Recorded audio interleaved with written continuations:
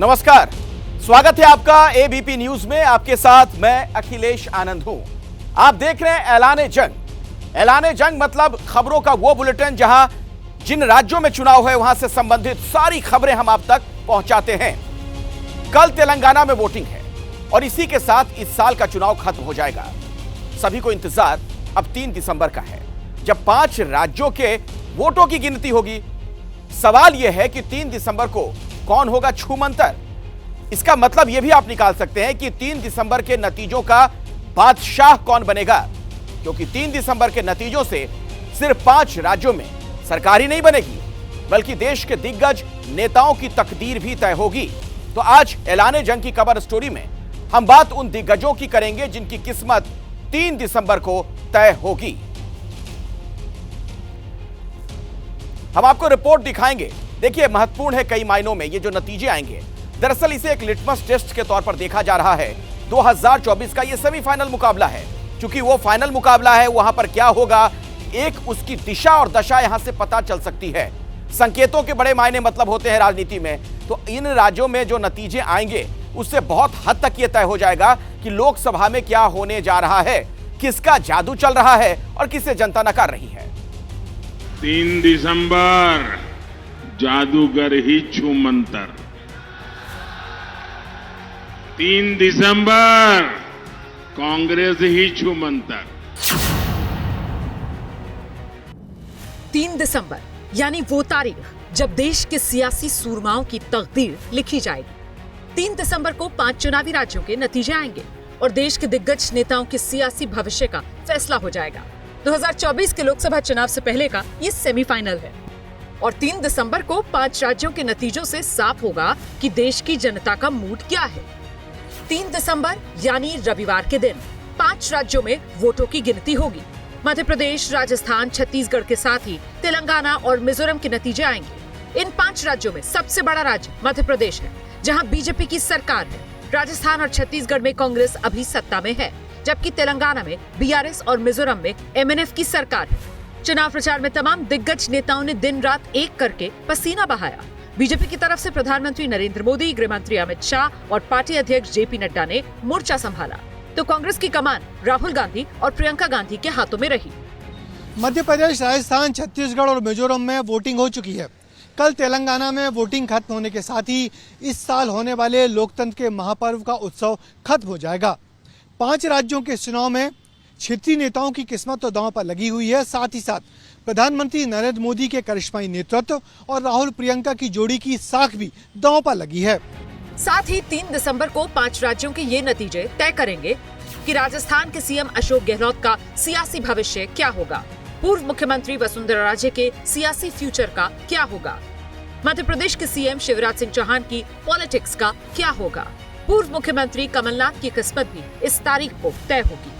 साथ ही इस सवाल का भी जवाब मिलेगा कि विपक्षी गठबंधन INDIA का सियासी आकार क्या होगा।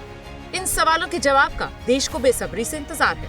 विपक्षी गठबंधन INDI के गठन के बाद यह पहला चुनाव है, लेकिन खास बात यह है कि जिस तरीके से इस चुनाव में विपक्ष के दल एक साथ मिलकर चुनाव नहीं लड़ रहे हैं, वो कई सवाल खड़े करता है। लेकिन 5 राज्यों के चुनाव में अगर कांग्रेस बाजी मार लेती है तो जाहिर तौर पे उसकी भूमिका इस गठबंधन के दिशा और दशा तय करने में काफी महत्वपूर्ण हो जाएगी। लेकिन कांग्रेस अच्छा प्रदर्शन नहीं करती तो फिर गठबंधन के बाकी सहयोगी कांग्रेस पर हावी होने की कोशिश करेंगे। तब की स्थिति में कांग्रेस का हाथ कमजोर होगा और उसे सहयोगी दलों के दबाव से गुजरना होगा।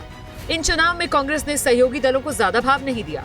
नतीजा रहा कि विधानसभा चुनाव में इंडिया गठबंधन एकजुट नजर नहीं आया। समाजवादी पार्टी, आम आदमी पार्टी, JDU और लेफ्ट ने कांग्रेस के खिलाफ अपने अपने उम्मीदवार उतारे। फिलहाल तो जिस राजस्थान में कांग्रेस की सत्ता है, वहाँ के कांग्रेस नेताओं की तरफ से जीत के बड़े दावे किए जा रहे हैं। स्पष्ट बहुमत कांग्रेस को मिल रहा है। जनता का आशीर्वाद, उनका प्यार, उनका विश्वास मिल चुका है। देखिए, मेरे पास जो फीडबैक है पूरे राजस्थान का, इवन जयपुर का, मेरी सीट का भी, मेरा ये मानना है कि ये चुनाव जो है हम सिविलियन जीत जाएंगे। नो डाउट राजस्थान की जो सर्वे रिपोर्ट्स वगैरह है, तो हालांकि पेटी भाग्यमंद हो गई। यदि काम पर वोट गया है, डेवलपमेंट पर, पब्लिक वेलफेयर पर वोट गया है, तब तो कांग्रेस जीत गई 100%। राजस्थान में पिछले 5 चुनाव में सत्ता परिवर्तन का रिवाज रहा है। कांग्रेस को लगता है कि गहलोत के काम की वजह से सियासी रिवाज बदलेगा और राज कायम रहेगा। लेकिन बीजेपी कह रही है राजस्थान ने कांग्रेस को खारिज कर दिया है। हमें तो मंथन की आवश्यकता नहीं है, क्योंकि कार्यकर्ताओं ने परिश्रम बहुत किया। जनता की आकांक्षा बीजेपी को साथ जिताने की थी। कांग्रेस के खिलाफ जो माहौल था वो भी एक बड़ा कारक था, इसलिए हम लोग भरोसे में हैं।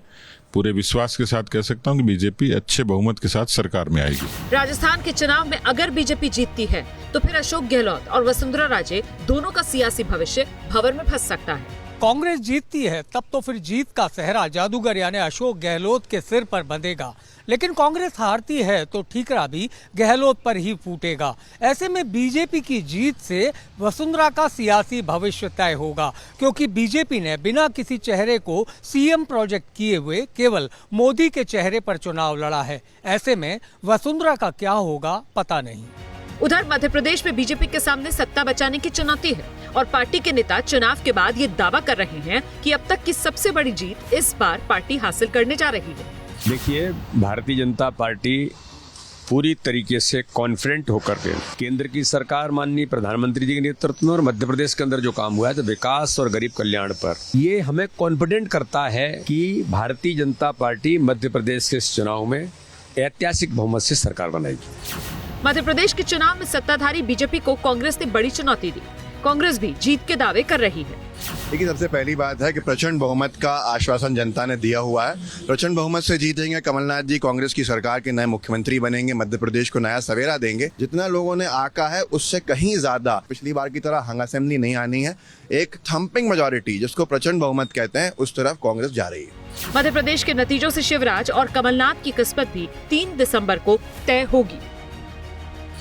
मध्य प्रदेश में बीजेपी यदि चुनाव जीतती है तो शिवराज सिंह चौहान मुख्यमंत्री बनेंगे या नहीं, ये बड़ा सवाल है, क्योंकि इस बार बीजेपी ने शिवराज सिंह को बिना मुख्यमंत्री प्रोजेक्ट किए चुनाव लड़ा था। मुख्यमंत्री के पद के लिए पार्टी के पास आधे दर्जन से ज्यादा दावेदार हैं, मगर हाँ, कांग्रेस चुनाव जीतती है तो कमलनाथ का मुख्यमंत्री बनना एकदम तय है। कई सारे परम्यूटेशंस, कॉम्बिनेशंस हैं। अब देखना यह होगा कि आखिर नतीजों का इशारा क्या होता है। उधर तेलंगाना में भी कल शाम को प्रचार थम गया। सुबह वोटिंग होगी कल। तेलंगाना में विधानसभा की 119 सीटें हैं और मुकाबला त्रिकोणीय है।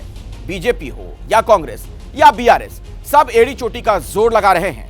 बड़ा सवाल यह कि आखिर तेलंगाना में किसका राज होगा।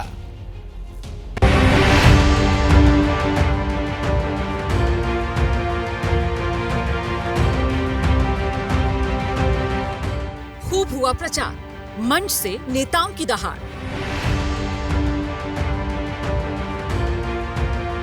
वादों की खूब लगी झड़ी, लेकिन तेलंगाना की जनता किसके साथ है खड़ी, ये सबसे बड़ा सवाल है। तेलंगाना में प्रचार मंगलवार को थम गया। गुरुवार को जनता फैसला लेगी कि वो किसको अपना नेता मानती है। जनता जनार्दन से वोट मांगना बंद हुआ तो नेता ईश्वर के दरबार में माथा टेकने पहुंच गए और जीत का आशीर्वाद मांगा। ये हैं केंद्रीय मंत्री तेलंगाना बीजेपी के अध्यक्ष जी किशन रेड्डी। इन्होंने हैदराबाद के भाग्य लक्ष्मी मंदिर में पूजा की। दूसरी तरफ तेलंगाना कांग्रेस अध्यक्ष रेवंत रेड्डी भी अन्य पार्टी नेताओं के साथ बिरला मंदिर गए। बिरला मंदिर के अलावा रेवंत रेड्डी और उनकी टीम ने दरगाह यूसुफैन में जाकर चादर चढ़ाई और जीत की दुआ मांगी। अब देखना है उनकी कितनी मुराद पूरी होती है, लेकिन दावे दोनों तरफ से अभी से भारी भरकम हैं।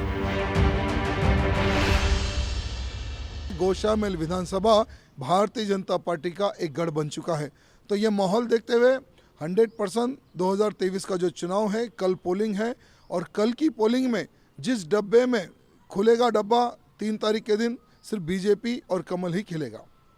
अब के रिजल्ट कांग्रेस के फेवर में आएगा, बराबर कांग्रेस अब के जीतेगा। जैसा कर्नाटक में बना वैसी तेलंगाना में कांग्रेस की सरकार बनेगा। 6 डिक्लेरेशन अमल करेंगे। बीजेपी कांग्रेस के अलावा केसीआर की बीआरएस ने प्रचार खत्म होने के बाद जनता से संवाद का दूसरा तरीका निकाला। हैदराबाद के तेलंगाना भवन में बीआरएस की पार्टी ने ब्लड डोनेशन कैंप लगाया, जहां केसीआर के बेटे और मंत्री केटीआर ने भी ब्लड डोनेट किया। अब वोटिंग में कुछ घंटों का ही वक्त बाकी रह गया। ऐसे में तेलंगाना चुनाव की 5 बड़ी बातें आपको जानना जरूरी है। तेलंगाना में 119 विधानसभा सीटों के लिए वोटिंग होगी। 119 में से 19 एससी और 12 एसटी के लिए रिजर्व्ड सीट है। तेलंगाना में कुल वोटर्स की संख्या 3 करोड़ 26 लाख है। चुनावी मैदान में पुरुष प्रत्याशी 2067 हैं, जबकि महिला प्रत्याशियों की संख्या 222 है। बीआरएस, कांग्रेस और बीजेपी के 7 सांसद भी विधायक का चुनाव लड़ रहे हैं। तेलंगाना में चुनाव कितना रोचक हो गया है, इसका अंदाजा आप इस बात से लगा सकते हैं। तीनों पार्टियों के संभावित सीएम फेस 2-2 जगह से चुनाव लड़ रहे हैं। बीआरएस की तरफ से मौजूदा सीएम केसीआर गजवेल और कामारेड्डी से, कांग्रेस के प्रदेश अध्यक्ष रेवंत रेड्डी कोडांगल और रामारेड्डी से, बीजेपी के इटाला राजेंद्र हुजूराबाद और गजवेल से चुनाव लड़ रहे हैं। सबसे ज्यादा रोचक मुकाबला कामारेड्डी और गजवेल में होने वाला है, जहां कामारेड्डी में केसीआर और तेलंगाना कांग्रेस अध्यक्ष रेवंत रेड्डी के बीच मुकाबला है। वहीं गजवेल में केसीआर के सामने बीजेपी के दिग्गज और केसीआर के पूर्व करीबी रहे इटाला राजेंद्र मैदान में हैं। कांग्रेस और केसीआर ने आपको धोखा देने का कोई मौका छोड़ा नहीं है। अगर आप केसीआर नहीं चाहते हैं तो कांग्रेस को भी गलती से वोट मत देना। केसीआर और मोदी और एमआईएम ये तीनों दोस्त हो गए हैं। ऐसे लोगों के साथ वो दोस्ती कर लेके गरीबों को दबा रहे और गरीबों को सब एक चॉकलेट दिए जैसा चंद चीजें देकर वो बार बार कहते हैं ना बीजेपी आती ना कांग्रेस आती। यहाँ तेलंगाना का बेटा बैठा हुआ है, कई को हमको गुजरात का बेटा चाहिए, कई को दिल्ली का बेटा चाहिए, अपना बेटा चाहिए। इतना तेलंगाना की आवाम समझती है कि तेलंगाना को डेवलप करने वाला कोई लीडर है वो केसीआर है। उत्तर भारत की तरह दक्षिण भारत में भी इस चुनाव में जातीय जनगणना का मुद्दा छाया रहा। बीजेपी ने जीत के बाद ओबीसी सीएम बनाने का ऐलान किया। कांग्रेस की रैलियों में जातीय जनगणना करवाने की बात बार बार कही गई। मोदी जी ने घोषणा की है कि तेलंगाना का अगला सीएम बैकवर्ड क्लास से होगा। आप कमल फूल की सरकार बनाओ, हमारा मुख्यमंत्री बैकवर्ड क्लास से होगा। अमित शाह कह रहे हैं कि हम तेलंगाना को ओबीसी चीफ मिनिस्टर देंगे। अरे भैया पहले 2% वोट लेके दिखा दो, फिर देखेंगे। तेलंगाना की लड़ाई में ओवैसी भी बड़ा फैक्टर है। राजधानी हैदराबाद का किला उनका गढ़ है। ओवैसी को भरोसा है कि ये किला बरकरार रहेगा और तेलंगाना की सत्ता में बीजेपी कांग्रेस की एंट्री नहीं होगी।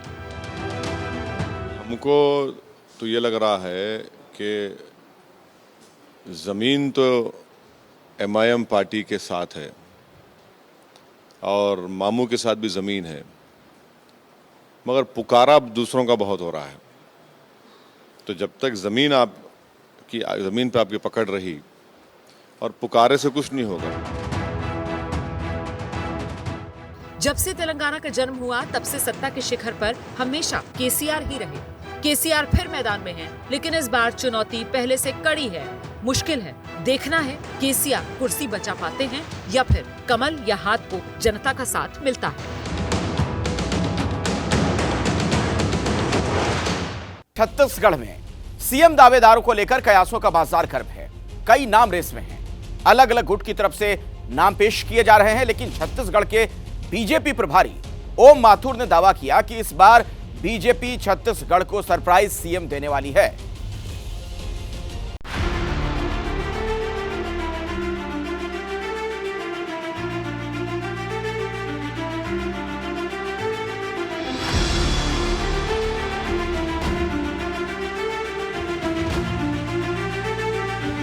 छत्तीसगढ़ में बढ़ता इंतजार, कौन बनाएगा सरकार। इस रात से पर्दा रविवार को उठेगा कि छत्तीसगढ़ किसका विजयी गढ़ बनता है और कौन सीएम का ताज पहनता है।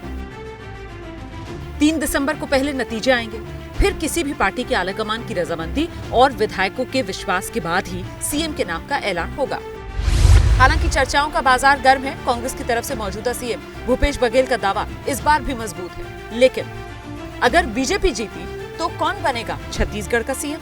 छत्तीसगढ़ में लगातार 15 साल लंबा शासन करने वाली बीजेपी में इस सवाल का जवाब टॉप लेवल से लेकर वार्ड तक हर नेता कार्यकर्ता ढूंढ रहा है। इस सब के बीच बीजेपी छत्तीसगढ़ के प्रभारी ओपी माथुर के एक बयान ने छत्तीसगढ़ की राजनीति को गरमा दिया है। आपकी कल्पनाओं से विपरीत चेहरा होगा। चौंकाने वाला चेहरा होगा, क्योंकि भारतीय जनता पार्टी परिवर्तन में विश्वास करती है और मैंने 90 में से 55 एकदम नए फ्रेश चेहरे दिए।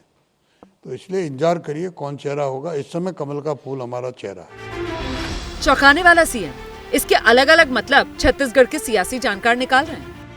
आमतौर पर बीजेपी की तरफ से पूर्व सीएम रमन सिंह, छत्तीसगढ़ बीजेपी अध्यक्ष अरुण साव और सांसद रेणुका सिंह को छत्तीसगढ़ में सीएम का बड़ा दावेदार माना जाता है।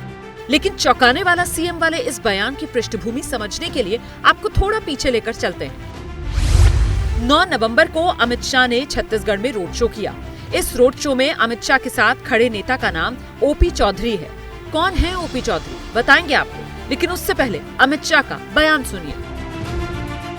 आने वाले चुनाव में ओपी चौधरी को वोट देकर कमल के निशान पर उनको विधायक बनाइए।